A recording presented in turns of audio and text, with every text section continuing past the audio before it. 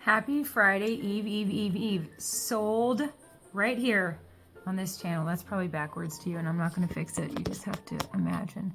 Okay, hi everybody. I am going to do something I don't normally do and actually set my phone up so that I can work on this while we talk. What am I working on, you ask? This adorable little thing here.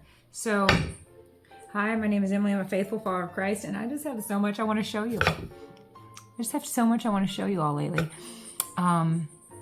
which is why I've put out several videos today and yesterday. I'm really excited, and all of this is reminding me of the message that I shared at Celebrate Recovery a month or so ago about my testimony, about some gruesome details of time I spent in a psychiatric unit when I was 19 years old.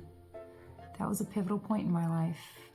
Life was never the same after that. Wow, that was character building. Holy moly. Be a happy 19-year-old kid with not a care in the world. Okay? Homecoming queen. I know. Sounds like I'm bragging. And I am. It was awesome. But actually, what I'm sharing that for is to share that I was a very happy, healthy 17-year-old kid, and then a very mentally ill 19-year-old kid, and I didn't see it coming. And I thank God for that. I thank God that I had such a wonderful childhood that I was blindsided. I guess I've never thought of it that way before, but I guess I could have had a very rough childhood and had seen it coming. So if I had to choose, do you want to see it coming or not? Well, no. I had 18 wonderful years that included falling in love with my husband. He and I met when I was 18, and he visited me in that psychiatric unit. He drove 4 hours to visit me for 15 minutes. Anyways, really what I share in that Celebrate Recovery testimony is how important it is if we want to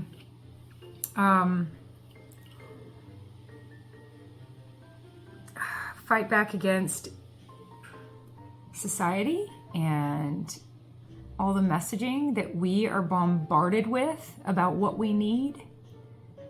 Even my kids could tell you that cereal companies are in it for the money. Cheerios, give me a break. It's not heart healthy, Cheerios. That's an absolute joke.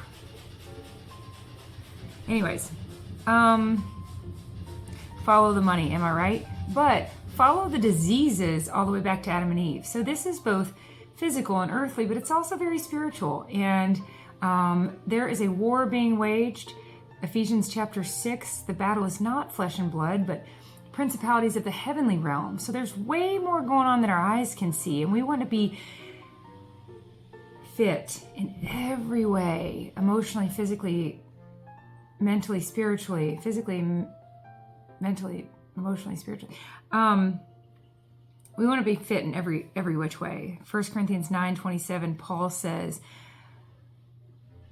I beat my body and make it my slave, lest I preach and be disqualified. So we need self-discipline. I believe that's 1 Timothy 3:16, that we were not given a spirit of timidity, but a spirit of power, love, and self-discipline. Given a spirit of these things. The fruit of the Spirit, Galatians 5:22 through 23, is love, joy, peace, patience, kindness, goodness, faithfulness, gentleness, and self-control. Against such things there is no law. These are the fruit of Him, not us. We need His Spirit to fight spiritual warfare. Amen. I am so happy to share, though, because what I talk about in that Celebrate Recovery message that I will link below in the description and in the first comment is the importance, if we're going to fight back against the ways of this world. 1 John 4:4, he who is in me is greater than he who is in this world. Satan is ruling this world. That should be pretty obvious, even for people that don't believe in Satan. Now's a good time to start believing in Satan. But if we're going to fight back, then we must embrace the concept of newness and have with regards to addiction. So we have to make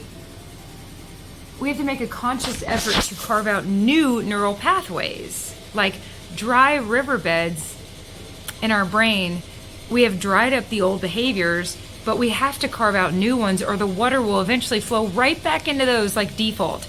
I compare it to pulling weeds in a garden, but if you don't plant flowers, the weeds will grow back. You have to have new behaviors. So I'm making all these videos to show you a couple things.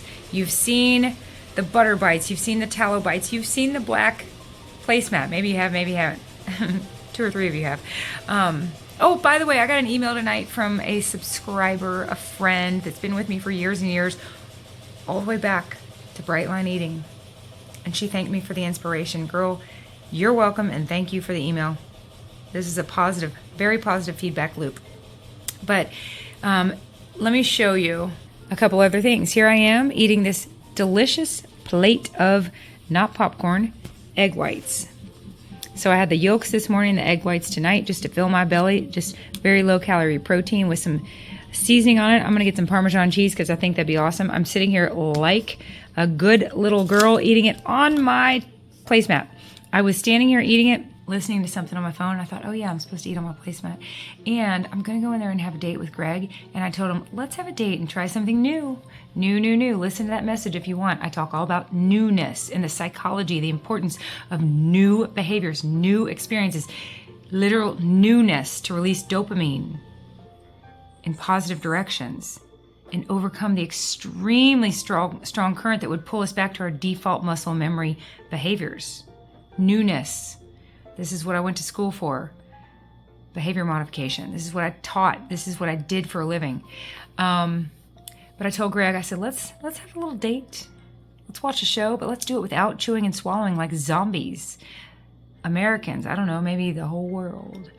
We are so conditioned to stare and stuff. Stare at a screen and stuff our faces. Am I right? That's just such a normal thing. Whether it's a ball game or the movies or at home on your screen. It's like staring and eating, totally checked out, autopilot. Not good. So I sat down, I'm eating this. Now, what I want to show you is this. To develop a new habit, I bought myself these little coffee mugs off Amazon. They're so okay, where were we? My phone died, which is why now this has music, and there's going to be a bunch of pictures strung together at the end of this video, so stick around. If you want. I really don't care. I just go where the Lord leads me, and He has led me into a lot of in-person ministry. This YouTube channel has been a ministry in a lot of ways, and I am not concerned about the algorithm making my channel get any bigger. But if it does, awesome. But if it doesn't, that's fine. Anyways, I got styrofoam stuck to my finger. So my phone died. That's why there's music, because I had to piece these little pieces together and edit it. You all know I don't like editing. But here, where were we? Okay, so I bought this little tree of these little coffee mugs. And so beautiful. Each one is so feminine with a Bible verse on it. For I know the plans I have for you, declares the Lord. Plans to prosper you and not to harm you. Plans to give you hope in a future. Amen to that. I wanted to show you these new things. And this is not only a new thing, but it's going to promote and help me with a new behavior. So this is going to go right over here. Every time I bring something new into the house, I try to make sure I will have a home for it. There's its home. These are actually going to go in the dishwasher. But I just wanted to show you that. And what I'm going to use these for as a carnivore, I don't drink coffee. The Lord asked me to give him hand over caffeine years ago. I did not do well with it. I ended up with adrenal fatigue. I actually Googled once, why am I so tired all the time? Why am I so exhausted? And one of the number one reasons is coffee, caffeine, because you're asking your body to go into that sympathetic state of fight, flight, or freeze. You're asking your body to pump. I mean, it's fine. If coffee works for you, do it. run with it. It did not work for me. I ended up with adrenal fatigue because your adrenal glands say, no, that's it, I'm going on strike. And they did. And I'd be in the bed for 3 days. I swear to you, could not hardly lift my arms. My body would not function. Adrenal fatigue. Okay. Anyways, so I don't drink coffee. I don't drink tea because I don't want plants. So these are for my bone broth. I'm going to have hot cups of bone broth whenever the notion strikes me. 50 calories. I could sit there and sip on some hot bone broth, watching something with my husband or at a cold football game or whatnot. That's it. I love you all dearly. Speaking of my husband, I'm going to get in there and watch something with him on that TV of ours. And again, look below if you're interested in a message about the importance of newness. 2 Corinthians 5:17, the old is gone, the new is here. Ephesians 4:22 through 26. I believe I'm getting that right. I can look it up. I got to string this together anyways. Hang on. I was right. It's Ephesians 4:22 through 24. You were taught with regards to your old way of life to put off your old self, which is being corrupted by its deceitful desires, to be made new in the attitude of your mind, and to put on the new self, created to be like God in true righteousness and holiness. Okay, let's be honest. That took me 3 tries, but I think I pretty well got it. I don't know. Close enough. The old is gone, the new is here. We have to embrace newness to move forward and to move away from old ways and old behaviors. This is a lot of spiritual stuff. It's a lot of psychological stuff. It's a lot of behavior modification. It's also a battle. So it's both spirit and psychology. It's a battle.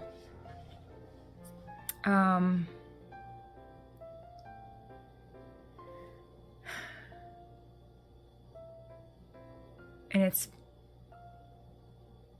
it's behavior. I've helped these new boys that I've adopted quite a bit, and we talk a lot about things that they've been through and struggles that they have now, that a lot of what we do is both body and behavior. This is body, behavior, and a battle that I'm determined to win between my spirit and my flesh. God ultimately wins. That's the good news. So, that's it. I wanted to show you all of this new stuff, and just know that's super intentional to have new things in our lives that promote new behaviors that get us moving in not only the right direction, but a very different direction. I love you dearly. We'll talk again soon. Bye.